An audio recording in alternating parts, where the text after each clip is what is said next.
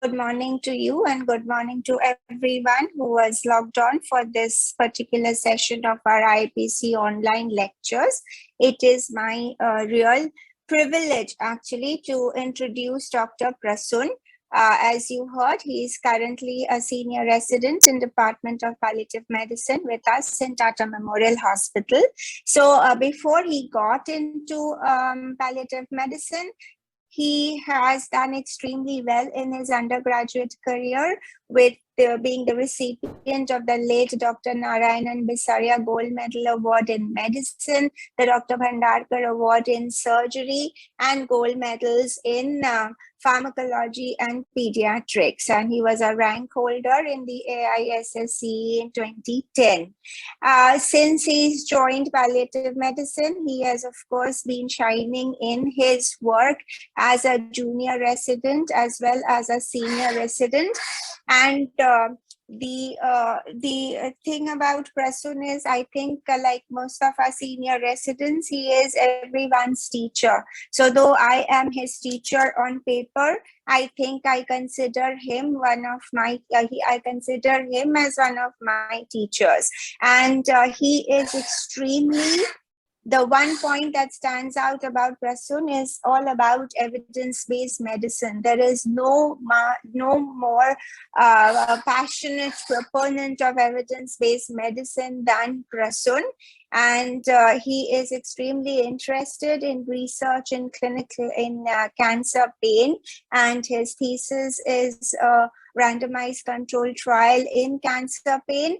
And to that end, also he has being participated in various research development, protocol development workshops like the Accord. And he is a member of the Palliative Care Clinical Studies Collaborative from Sydney, the Cancer Symptom Trial Sydney, the MASC, and the PACCSC Cardiovascular Disease and Stroke Research Hub. So with that, and I think I should say that I am proud that Prasun is my student.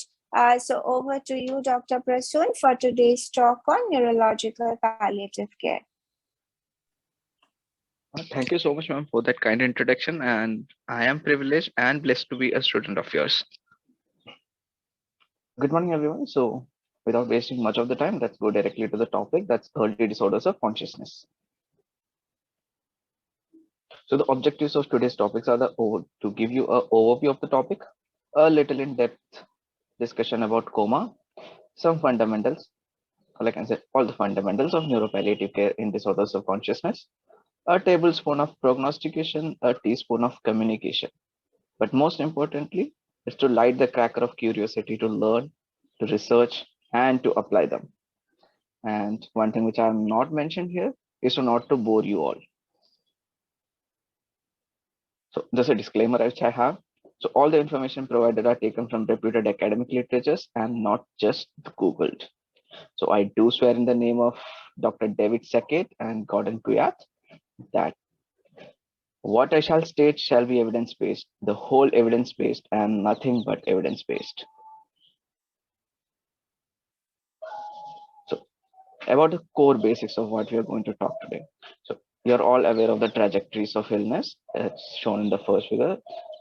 So what makes it different for neurological illnesses, so that we have to discuss it today. So it's like when there's a severe acute brain injury or a catastrophic event related to neurology, so there can be two paths. So the patient can go from that particular point of time to death, or it can be a prolonged disorders of consciousness, or the patient can improve. So there's something like a three-way. So it can either go to the death thing, it can either go to a patient with persistent prolonged disorders of consciousness, or the patient can survive. So that particular point is very critical and decisions need to be taken around that particular point. So that makes it different from other diseases. So regarding the overview, the term disorders of consciousness include coma, vegetative state, unresponsive, or the vegetative state is also called as unresponsive wakefulness syndrome, and minimally conscious state. So this is given in most of the literature, but reputed textbook, as you know, the Adams and Victors also include all the other disorders, including stupor, the delirium, as disorders of consciousness, including akinetic mutism. But other literature just says it's coma, vegetative state, or unresponsive wakefulness syndrome, and manually conscious state. So disorders of consciousness have various etiologies, including the toxic metabolic insults and structural lesions, which can result from traumatic brain injury, global HIE from cardiac arrest, ischemic stroke, intracerebral hemorrhage, subdural hemorrhage, epidural hemorrhage, or subarachnoid hemorrhage. That means anything. So it can be two things: a mechanical cause or a metabolic cause. So disorders of consciousness in cardiac arrest result primarily from bihemispheric dysfunction because the brainstem is typically resistant to anoxic injury in all but more severe cases. So this is something different from traumatic brain injury. So in cardiac arrest, it's mainly from hemispheric dysfunction. So categories of disorders of consciousness: the unconscious states, we have coma, it's complete loss of spontaneous and stimulus induced arousal. Vegetative state, return of, so here there's return of the basic arousal, continued lack of awareness. And the third thing, the minimally conscious state is considered as a conscious state where there is return of awareness, but the awareness may be minimal in degree and inconsistent in manifestation. So going ahead, this is a bit of complex, but a multidimensional assessment of consciousness. So on one hand, we have the motor functions, that is coma reversal scale revised, where there's eye-opening, purposeful movements, command following, and functional communication. And on the other two axes, we have like covert cognition, which is the on functional MRI or EEG. So it starts from coma, as you can see, then it goes to the vegetative state or vegetative state, then minimally conscious state. That minimally conscious state minus is something where there is no language, and MCS plus is where there is language positive. Then comes confusional state, then comes cognitive dysfunction, then complete locked-in syndrome, and full recovery. So where there is also evidence on functional MRI and EEG of the same thing, where that there is no brain function, then it becomes true negative. And when there is no when there is passive, then it becomes covert cortical processing, and when it's active, it becomes cognitive motor dissociation. We'll discuss about it in a minute. So there's a table which differentiates between coma, vegetative state, and minimally conscious state in terms of behaviors. So the movement can be reflexive. So response to pain can be posturing in coma, flexion withdrawal in vegetative state, and localization in MCS.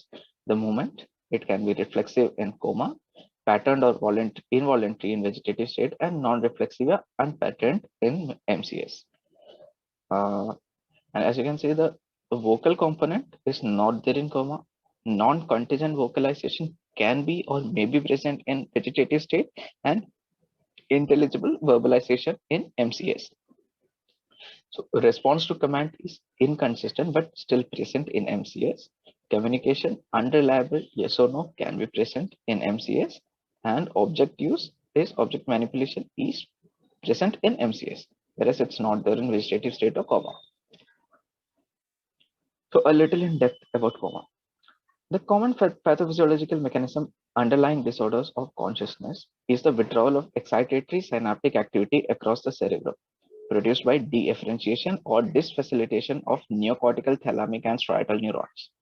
Recovery from coma involves various mechanisms, culminating in restoration of excitatory neurotransmission across a long-range corticocortical, thalamocortical, and thalamostriatal connections. The re-emergence of consciousness is associated with a shift in patterns of neuronal activity across the corticothalamic system that can be measured by EEG, PET, or a resting state functional MRI. So task-based functional MRI and EEG can reveal cognitive motor dissociation in up to 15 to 20% of the patients who seem unresponsive on behavioral examination, and emerging evidence suggests that early detection of cognitive motor functions in intensive care unit predicts 1-year functional outcomes. So far, only amantadine is the only therapy that has been associated with an acceleration of recovery of consciousness in randomized controlled trials of patients with subacute traumatic disorders of consciousness. But multiple pharmacological and neuromodulatory therapies are now being tested. So this is a diagram which shows, the first diagram shows the structural changes where herniations can occur, the 4 types of herniations which usually occur in patients with trauma. And the second diagram is a mesocircuit model of recovery of consciousness. So as you can see, it's mainly the striatum, GPI, and reticular nucleus which are affected. Okay, so there's a bit more of a neurological stuff, but still, uh, the first diagram is a tractography which shows the tractography in a normal person and the person in coma. So as you can see, the tracks are disrupted, and the lower one is a connectogram which shows how the nucleus are connected. So if you are looking at the second nucleus, you can see the brainstem nucleus are present outside in the circles, as you can see, and the subcortical targets are inside. So what you can see is that the initial first three, the TM, which means the tuberomammillary nucleus, the LHA, which is the lateral hypothalamic area, and the SUM, which is the supramammillary nucleus of the hypothalamus. All these are still not well connected, I must say. It's partially connected in coma. So that means the partially preserved hypothalamic connections are present in coma. Whereas you can see the rest, starting from the intralaminar nuclei, the reticular nuclei, the paraventricular nucleus of thalamus, the substantia innominata, and the diagonal band of Broca. All these have lost the connections.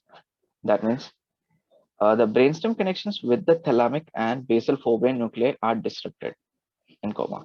And as you can see, the partially preserved hypothalamic connection. So further discussion or in-depth discussion about these things is beyond the scope of this seminar. So we'll move ahead, and I know that you're partially bored by now as we were covering complete theory. So let's make it a bit interesting. So a typical case scenario. So we have our patient, Mr. Raju Rastogi, a 21-year-old man who suffered multi-trauma after a fall from height, and it was accidental. Okay. On arrival to emergency department, he was in shock. He was found to have hemoperitoneum, humerus tibia and pelvic fractures. He does not regain consciousness. CT scan of the brain was initially normal, except for cortical subarachnoid hemorrhage. Soon after his life-saving surgery, he developed a fixed and dilated pupil as a result of rapidly evolving epidural hematoma. He was transferred urgently to the operating room where a contused brain and a large epidural hematoma was found and evacuated. An ICP monitor was placed. After return to intensive care unit, he barely opened his eyes to pain and without fixation to the examiner. His right pupil is 7 mm and non-reactive to light, and the left pupil is 3 mm with minimal reaction.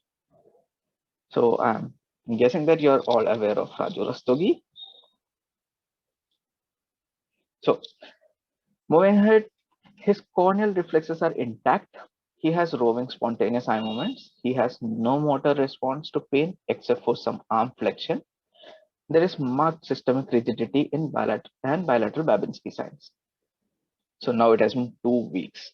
So 2 weeks have passed and the direct family has not left the bedside as is the usual scenario. The ICP has normalized to single digits. He is overbreathing the ventilator. The information has been provided to the family at various occasions.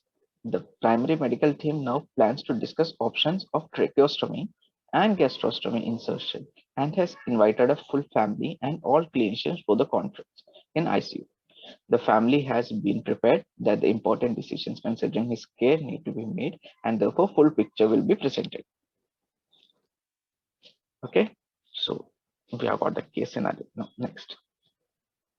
So before discussing with the patients about the condition and making the decisions with them, you need to think a little bit more about the patient and the coma in terms of medicine.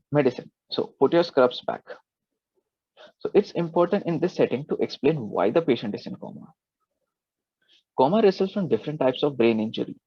patients can often have axonal shear injuries, bihemispheric cortical damage, or there has been an acute mass effect causing rapid shifts at brainstem level, resulting in pontomesencephalic neuronal injury. So coma is a transient state. The patient does not remain in coma for long. So either the patient dies, or the patient goes to vegetative state, or the patient improves through vegetative.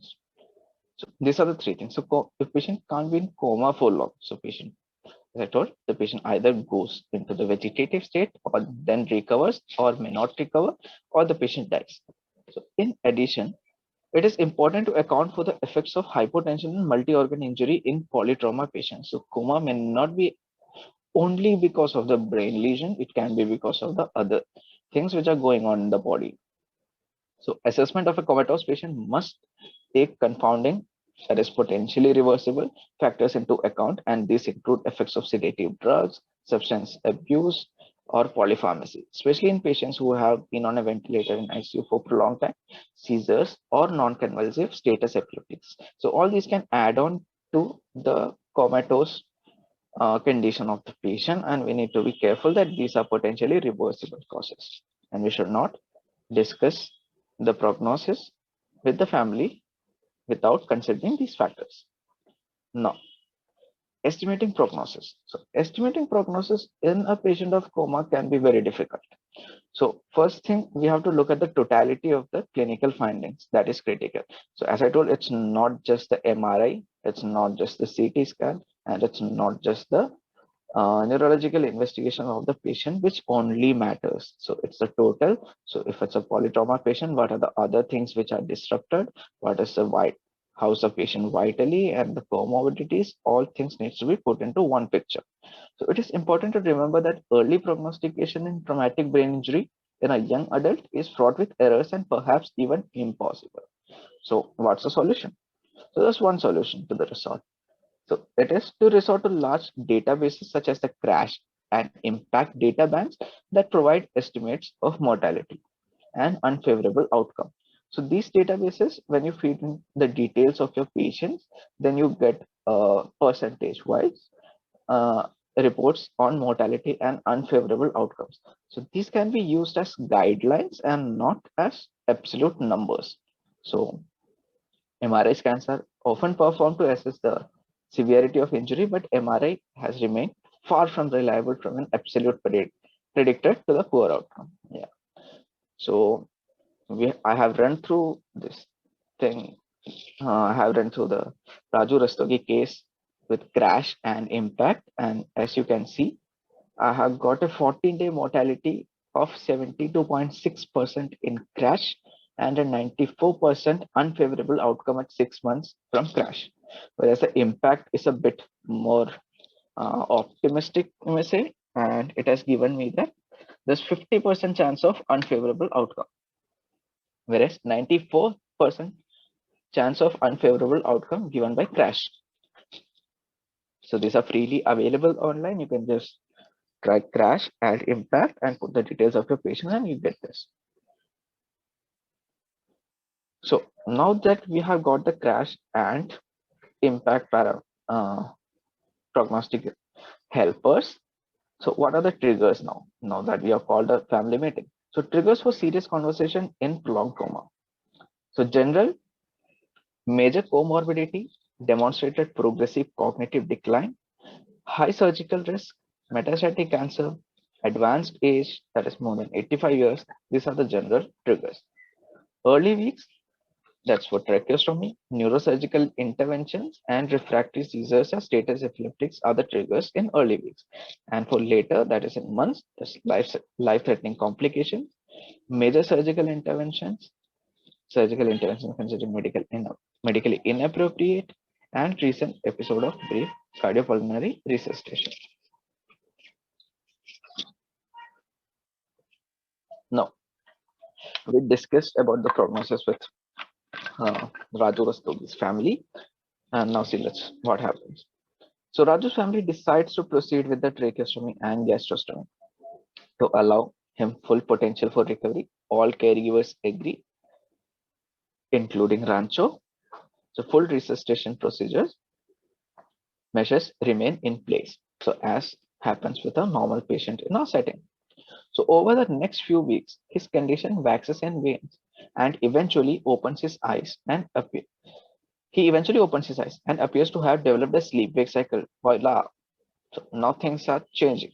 So now he opens his eyes and he appears to have developed a sleep-wake cycle. His family has been overjoyed with this development, even after compassionate clarification and careful attempt to temper the enthusiasm. So they are distributing sweets all over the hospital, as you can see, just because he has started developing a sleep-wake cycle and he eventually opens his eyes. Now the sad part comes. Now, almost 4 weeks after his major multi-trauma, his detailed neurological condition qualifies for a clinical diagnosis of vegetative state. Now he's back into a vegetative state as per the doctors. So again, back to scrubs. The patient has not improved but has progressed, and he now seems to fulfill the criteria for vegetative state, meaning the emergence from coma with eye opening and apparent sleep-wake cycles. So the diagnosis of vegetative state requires multiple examinations over time, and the diagnosis should never be made with just one or two assessments. There are suggestions for renaming vegetative states as unresponsive wakefulness syndrome. As you know, there are suggestions for changing the name of palliative medicines to supportive medicines, comfort medicine, etc. And as it's already done with Allahabad, it's not fair, but so people want the vegetative state to be known as unresponsive wakefulness syndrome, though there is no change in what the clinical condition is. But vegetative state per se is a little bit better to understand for the family, because they consider the patient to be in the state of a vegetable where he or she requires complete help from others or external machines to carry out his or her daily act, not even daily activity, to sustain the life. So in vegetative state, there is no evidence of consciousness, but a preserved capacity for spontaneous or stimulus-induced arousal, sleep-wake cycles. Several reflexive and spontaneous behaviors are present. So the cranial nerve examination is preserved. Many patients have roving nystagmus eye movements. Eyes do not track to sound, nor is there a reproducible head turning to sound. There is neither response to limited gesture or imitated gesture or fixation to any object. Moving a newspaper up and down or tilting a large mirror does not provide any eye movement on fixation. Often, with a rapid head shaking or noxious stimuli, the eye may move upward or downward or assume lateral gaze for 1 to 2 minutes. As a clinician, it's very important for us to know when and how to diagnose a vegetative state. So there is no evidence of language, comprehension, or expression, and there is often marked rigidity, spontaneous clonus. So the grasp reflexes are present. Tendon reflexes show hyperreflexia. Muscle tone is markedly increased, and many patients have pathological flexion or extensor responses. As a result of retained tonically active mesencephalon synapse through the sympathetic tracts, there is often the manifestation of some form of dysautonomia with increased bronchial secretions, hypertensive surges, and tachycardia. So we'll discuss it in detail about these things in a while. So this is from the European Academy of Neurology guidelines for diagnosis of disorders of consciousness. Now that we have learned about what coma actually is, now let's talk about vegetative or minimally conscious state. So in minimally conscious state, the patient has minimal but clearly noticeable behavioral evidence of awareness of self and environment, whereas in vegetative state, the patient was a complete vegetable. Now here, there is a noticeable behavioral evidence of awareness of self and environment. Some patients may reach for an object. Some may touch or hold an object as a purposeful behavior. In general, the signs present in minimally conscious state but absent in persistent vegetative state includes the eye holding attention momentarily, looking at a person briefly, turning head in the direction of or establishing eye contact with the person speaking, and mouthing of words in response to pain. The eyes may follow a person's movement and localize the pain, and there may be some intelligent verbalization. Yes, it can happen. If there are any Malayalis sitting in this thing, they can know probably about the movie Friends. So, minimally conscious state is subclassified to minimally conscious state into a minimally conscious state with a language, that is MCS plus, or a minimally conscious state without language. Although there is insufficient evidence to support that the prognostic significance is there, but it still says that the MCS plus or the minimally conscious state with a language has a better prognosis. Now, classification based, so these were purely clinical classifications. Sorry, now there are classifications based on the results of imaging studies also. So, which are the imaging studies? It's basically made on the basis of diffusion tensor imaging and functional MRI scans. So this include cognitive motor dissociation, subset of patients who fulfill the criteria for vegetative state without any behavioral evidence of language function, but show command following response on functional MRI when tested. So clinically, the patient does not show anything, but on functional MRI, you can see that there are some areas lighted up in his brain in functional MRI when we tell him some commands. So that is cognitive motor dissociation. So another subset may exist and tentatively called as higher order cortex motor dissociation, which indicates only response to associated cortices to auditory stimuli.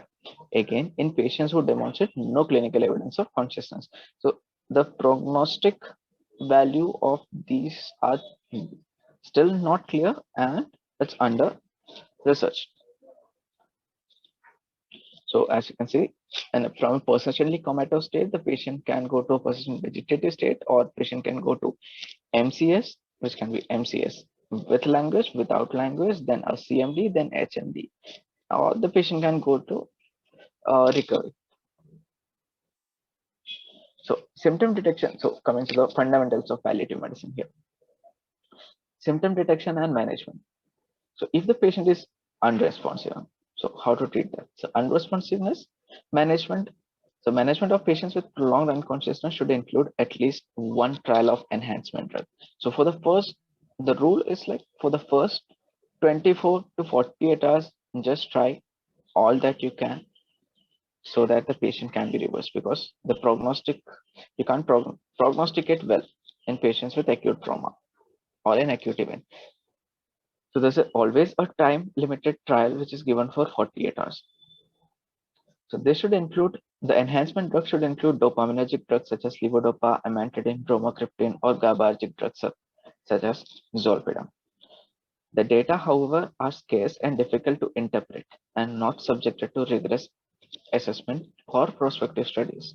The only study that suggests benefit was a randomized controlled trial for amantadine for 4 weeks in patients with minimally conscious state or vegetative state after traumatic brain injury that showed that an accelerated functional recovery compared to patients in the placebo group. So going further into details of that particular trial will be too much boring. So I kept that in the other slide. And if you're free enough, you can read all the trials which have been done so far for pharmacological as well as non-pharmacological measures in disorders of consciousness. Methylphenidate has been found to improve the attention and alertness in patients with severe brain injury, but it is unclear if it has any effect on the patients with minimally conscious state. The use of deep brain stimulation remains a contentious issue. Most studies are single case reports or case series that have used central thalamic deep brain stimulation. So there are a lot of ethical dilemma or ethical issues regarding deep brain stimulation. So it is something like if the patient is already in coma, you stimulate the brain and put the patient to a vegetative state, which is not ethically correct for some people. So coming to the next, our basic symptom, that is pain. The first step in evaluating patients for pain should be diligent evaluation of their level of consciousness. So unlike other disorders or other diseases which we usually come across, Coma is a different ballgame. So patients in coma or vegetative state do not suffer pain.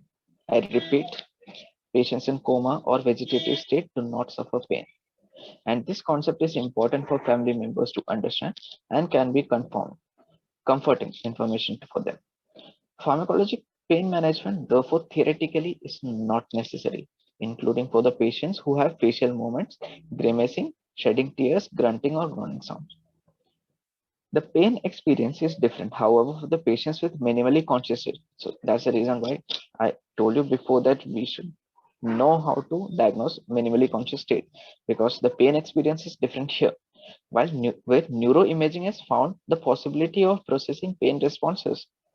So there have been studies done and they have found out that the brain recognizes pain. So the patient, if he or she is in minimally conscious state, they can feel the pain. So that needs to be treated. The threshold to treat pain should be kept low for all patients with disorders of consciousness so that not to risk under treatment. So we should keep the threshold low that no patient who is feeling pain should be undertreated. Now coming to the next symptom or the next villain of the game, that's paroxysmal sympathetic hyperactivity syndrome. So PSH, also known by the name. It's a diagnosis of exclusion. So now what happened to our Raju? Let's see. Another notable change occurred. Raju has developed paroxysmal spells of tachypnea, hypertension, profuse sweating, marked extensive posturing, diffuse shivers, and rigor-like movements with teeth clenching, all occurring several times during the day. All test results are normal.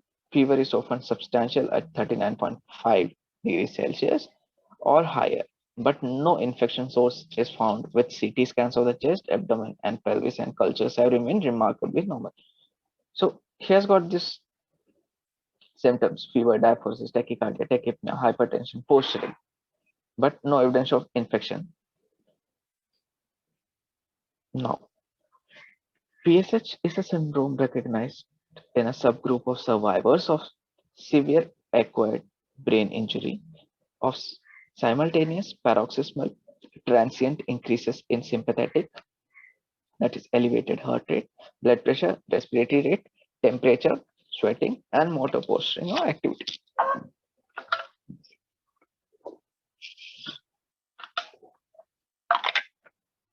Sorry, PSH can present in all stages after brain injury, from acute critical care to the chronic rehabilitation phase, and can last for weeks to several months before it can burn out if the patient survives. So PSH can be present initially, and PSH can remain there for a few months. The occurrence of PSH may be indicative of poor outcome and more prevalent in early stages of vegetative state. But often the symptoms go unrecognized and are poorly treated or result in expensive evaluations, as it happens always. So we need to be very cautious, very careful, and clinically very sound to diagnose this. Supportive therapy is important because some patients may recover and go beyond the syndrome. This includes physical therapy, careful nutritional management. Many of these patients are admitted to rehabilitation units with paroxysmal sympathetic hyperactivity syndrome and may even have substantial weight loss resulting from sympathetic overdrive. So first thing, we need to know this, we need to know how to treat this, and we need to know how to explain this to the family and the patient. Now, how to treat this actually? So various drugs have been proposed to treat PSH, which include opioids, beta blockers, alpha-2 agonists, and neuromodulators. So none is universally effective. It's the same with the trials in palliative medicine as is with the management of PSH in neurology. So there are not much of literature which would say that yes, this particular drug is the most effective thing. So intravenous morphine infusion can be titrated to effect. A better 1 to 10 milligram intravenous bolus can be given. Morphine, how does it work? Morphine blocks the opioid receptors in the brainstem and spinal cord and targets, in particular, the clinical features of hypertension, tachycardia, and allodynia. Okay, so it just does not reduce pain. It has some other functions also here. So it blocks the opioid receptors in brainstem and spinal cord, and it targets the hypertension, tachycardia, and allodynia. Oral administration of propranolol 20 to 60 milligram every 4 to 6 hours may reduce tachycardia, hypertension, and diaphoresis. Gabapentin titrating to maximal of 4,800 milligram per day can improve these episodes remarkably and should be the preferred drug. So if the patient is already having an NGT and if you can give gabapentin, or if the patient has already got a gastrostomy and if you can give gabapentin, it should be the preferred drug. If there is significant hypertension and tachycardia, our next hero comes, which is a clonidine. It can be started at 100 micrograms every 8 hours to a maximum of 1,200 microgram per day. Dexmedetomidine may be also be helpful, titrating between zero point 0.2 and 0.7 microgram per kg per hour. So all these drugs which we discussed right now are for the patients who have marked hypertension and tachycardia. So the experience is limited with the use of dantrolene or baclofen, both of which may improve spasticity and posturing. So when temperature is the main concern, bromocriptine is the drug which can be helpful. And when agitation and posturing are primary symptoms, you have to resort to benzodiazepines, and it can be titrated to effect. So next comes the situation where Raju's physician tells the family that he is unlikely to wake up and suggests withdrawing life-sustaining treatment. Now what happens? Once a patient has been in vegetative state for 4 weeks or more with no further clinical improvement, there are typically relatively stable. So they are typically relatively stable from a clinical perspective, with artificial life support, including artificial nutrition through a gastrostomy and a feeding tube, and sometimes continued need for tracheostomy with or without mechanical ventilation. How and when to bring up end of life care discussions in this situation can be challenging, especially if the family has not been prepared for that conversation from the beginning.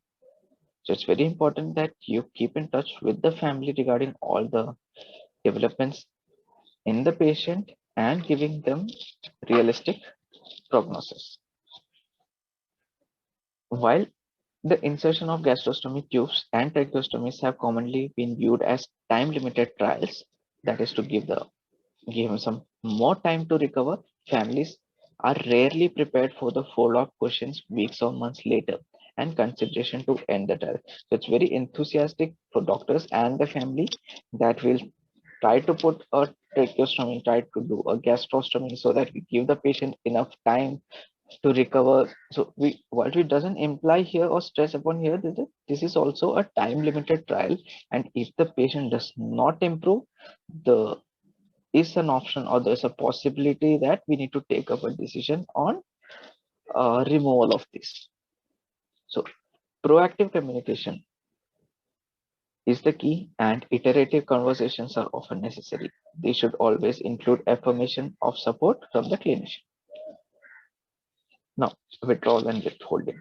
When the withdrawal or withholding of life-sustaining treatment is brought up, it's important to explain the different process. For example, terminal extubation, discontinuation of artificial nutrition and hydration, do not resuscitate, do not hospitalize if the patient is getting discharged, or no further escalation of treatment. And to explain what the process will look like so that the family can anticipate what will happen. While a comatose patient may not feel discomfort upon withdrawal of artificial nutrition and hydration, it is often very difficult to predict this. As I told, a comatose patient will not feel pain. So the discomfort upon withdrawal of artificial nutrition hydration may not be felt by the patient, but it's very often difficult to predict and reassure the families. So benzodiazepines or opioids, as you all know, can be available, and if in doubt about what the patient may perceive, and if the patient develops labored breathing or shows significant unrest. A challenging situation presents itself when the surrogates ask to continue life prolonging medical or surgical intervention when the clinician feels that these interventions will not benefit this patient. Yes, there can be situations like this when the family members want to continue with it, while you or the clinician and all the other clinicians treating the patient may feel that it's futile. So how to deal with such value-laden decisions? The goal should always be to prevent major conflicts through proactive and consistent communication. Now, just about a teaspoon of communication. So how to make decisions and how to communicate that. Okay. So in decision making, the shared decision making, what are the fundamentals? So as a physician, you know how to assess the risk versus benefit, evidence-based medicine, personal experiences, and patient attributes. Whereas from the patient side, it's a values, his preferences, understanding of the disease, understanding of options, opinion from friends, family, physicians, media. All these are taken into consideration by the patient. So his values, his preferences, and what he gathers from his surroundings. Then we have got paternalism at one end and autonomy at the other end. So we have to be in the middle. And finally, taking into consideration of patient's well-being, physical, emotional, and spiritual well-being, we have to make the shared decision. And how to communicate that, you have to, all of you are better aware of the steps of communication because that has been taken up earlier. So you introduce, you empathize, inquire, inform, process of emotional reactions, understand the patient's values, present the prognosis, present broad care options, family decision making, match care goals to medical plan, reflection and questions, and follow up and document. Not boring you much. So the take home messages are: first, the palliative care of a patient with persistent disorders of consciousness is perhaps one of the most important tasks of physicians and includes diagnostic and prognostic acumen as well as effective and empathetic communication skills. Various prognostic scales have been published that are helpful to use as frameworks but should be interpreted with caution for each individual patient. Patients in coma or persistent vegetative state do not suffer pain, and pharmacological treatment is not necessary if the diagnosis is clear and may further cloud their sensorium. Paroxysmal hyperactivity syndrome is common, may portend poor outcome, but can be effectively managed. Gabapentin and opioids are typically used. Providing continued support to families of patients with in prolonged coma also means honest and direct communication about the possibility of withdrawing or withholding life-sustaining treatment at a later time point when the clinical improvement remains absent. And finally, happy Diwali and thank you. So this is what happened to our patient then.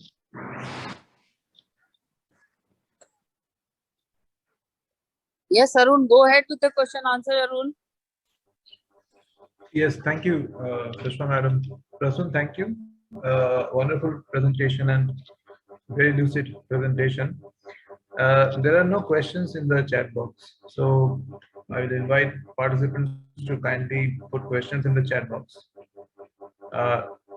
In the meantime, I will just start with a question just to set the ball rolling. Like, suppose someone has this kind of an injury and a neurological state, right? Then how do we go about with pain assessment? Just a starting question, and we'll see what questions comes up. Thank you.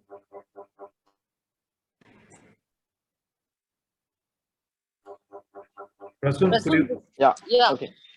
Okay, sir. Could you understand? So yeah, sir. Got it. So if the diagnosis is first, so as I told in the slide, the first thing is to make the diagnosis whether the patient is in coma or vegetative state. If these two are done, then that means the patient. So research has not shown that the patient can process pain. So that means the patient does not feel the pain in these two conditions. But if the patient is in minimally conscious state, then yes, the patient can process pain, and the behavioral scales, as we know, for the pain that can be used for pain assessment. And there are some dedicated pain scales to be used in patients with such disorders of consciousness, and I don't exactly remember the name. I'll update the slide and let you know. So there are scales. Those are the behavioral scales. But if the Sure. patient is in coma and vegetative state, then there is actually no need to treat pain because the patient does not process pain with the brain per se. But if the patient is in the minimally conscious state, then yes, we have to assess for the pain and treat pain. Okay, thank you. Let us move on with that. So there is a question for you, Prasun, about what is the locked-in syndrome? Okay, so regarding locked-in syndrome, so locked-in syndrome can be basically of two types: a complete locked-in syndrome or locked-in syndrome. So initially, the locked-in syndrome was first what can I say, described by the neurologist, where the patient had diffuse brain injury. So his entire cerebrum, like both the cerebral hemispheres, and so the was damaged. So first, I'm talking about the first instance of locked-in syndrome. The first ever instance when locked-in syndrome was described was because there was diffuse injury of the brain and the patient was absolutely in a locked-in state. But later on it changed to something like when the ventral pons is gone. So there's an injury or damage in the ventral pons, and the new locked-in syndrome came where the patient does not have a motor response. So you also sometimes it's also called as akinetic mutism. So where the patient is not kinetic, there is no motor movements, and the patient is mute. But so basically, first thing, when the patient is just not able to analyze anything and there is no moment, and the patient is it was the first locked-in syndrome which was ever described. And now what we call as a kinetic mutism thing is something which is to do with ventral pons lesion, where the patient can assess which the brain is functioning, but the sensory inputs are present, but the patient does not have motor output. So the patient can listen to you, patient understand what you're talking about, but the patient can't express it in the form of any way. The patient can't even say yes or no by blinking of eyes or with any of the motor movements. So this is what we call it as akinetic mutism at, in the present day. So there has been like literature or scenarios where the locked-in syndrome with akinetic mutism have been used as synonyms. Yeah, okay, thank you, Prasun. That is great. And let us take on few other questions and comments as we go on. Yeah. So listen carefully. You can also see the chat probably. So the question or comment is, let us take this one first. Can we use morphine in a patient with high grade postoperative glioma in the posterior fossa with recurrence? Okay, so basically there's a patient with glioma, and the question is, can we use morphine for terminal breathlessness? That is the question. Okay, so single answer to this question is yes, you can use. So in a patient with glioma of posterior fossa, I am assuming that you are concerned about two things. So first thing, if it's terminal breathlessness, then there's nothing much more that you need to think about. So first thing is to relieve the distress of the patient, as you are not concerned about the long-term side effect profile or the, what I can say, survival of the patient. But considering, just assume that if the patient was not in terminal breathlessness, if the patient has got just breathlessness, so I think probably two things which you would be worried would be: one, about reducing the seizure threshold, and second would be the possibility of an increase in intracranial tension. So if we look at the evidence per se, so there has been literature which says that the opioids increase the intracranial tension. So mostly those studies were done using intravenous fentanyl in operative settings long back.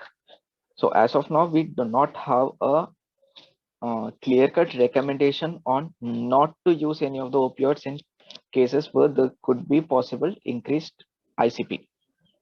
Okay, so and it has been effective. So seizure threshold also for the same thing. Tramadol is something which beyond 400 milligrams have shown definitely to reduce the seizure threshold. So morphine per se can be given, as we do not have enough evidence to say that Giving morphine in the doses for pain or breathlessness increase the ICP. First thing, we do not have. It's only extrapolated from the evidence which we have on the basis of fentanyl and which was done long back. And the possible mechanism by which opioids increased ICP is also not well documented. So it's probably possibly the papers on which try to look at it. It's possibly because of the CO2 retention and subsequent to that the vasodilatation and then ICP increase. Okay, so single answer to your question, yes, it can be given. Yes, thank you. And that was good. The explanation was quite comprehensive. Okay, Prasun, let us go on to a very interesting question. So, do you recommend any specific sleeping position for people in coma with low Glasgow coma score, especially someone with an increased intracranial pressure? The question also has another part. Any guidelines apart from elevation of the head end by using a pillow? So the question is about any specific sleeping position. Okay. Do you have any answer for that? Okay, Tarun, I actually don't have an answer for that. So I'm not sure of any particular position or any guidelines which says that. Probably you can just put me a mail also. If I could find anything, I can forward you, because I don't have an answer right now. Yeah. No problem. I think Nisha and Archana, they generally take the questions or the comments which come later, and they will probably mail it to you. So Okay. that can be done. Yeah. But thank you for the question, Tarun. Interesting. I also never thought about these issues. So thank you for the question. Any other questions? Please, we got some more time, and otherwise, it's back to Krishna, madam. So, Arun, thank you very much, and thank you, Prasun, for wonderful presentation. Definitely, before closing, I would like to request Dr. Joyita to give the comments on Prasun's presentation today. And before Dr. Joyita speak, I just want to tell you a few things that IAPC newsletter is out today. Please read the newsletter. It is an important newsletter which will give you information about the general body meeting. And it is important to attend the general body meeting, because this will give you a lot of information that what is IAPC, what is the status of IAPC. And to attend general body meeting, you have to become IAPC member. And this is a very, I think, very nominal charge. With nominal money or amount of rupees, you can become the life member of IAPC and take the advantage as much as you want. So all the audience, those who are listening, I know that 90% of you are not IAPC member. So become IAPC member today. Take the advantage of attending general body meeting, and take the advantage of becoming IAPC member. And Dr. Jeta, do you have any comments? And then final, I will speak one more thing, important information. Please go ahead with any comment, Dr. Jeta. No, thank you, ma'am. Thank you, Prasun, for an excellent comprehensive presentation on the topic assigned to you. And I had forgotten 3 idiots. Thank you for reminding me. And thank you, Sushma madam, for giving me the opportunity. Thank you, Dr. Jeta. One more important information, that next week, Archana, it is next week now that we have to come in the evening? Yes, ma'am. Yes. So next week, please don't log in at 6:30 in the morning. We have to log in the evening. Archana and Nisha will give you a lot of information, and they must have, this information must have reached you. Please don't log in the morning. In the evening, Dr. Fiona and Dr. Santosh Chaturvedi will speak on the what are the ethical dilemmas or ethical challenges when we do research in palliative medicine. And before closing, it's a festival week. You should be in the festival mood, and hopefully the COVID situation is better. So enjoy Diwali, and everyone, happy Diwali.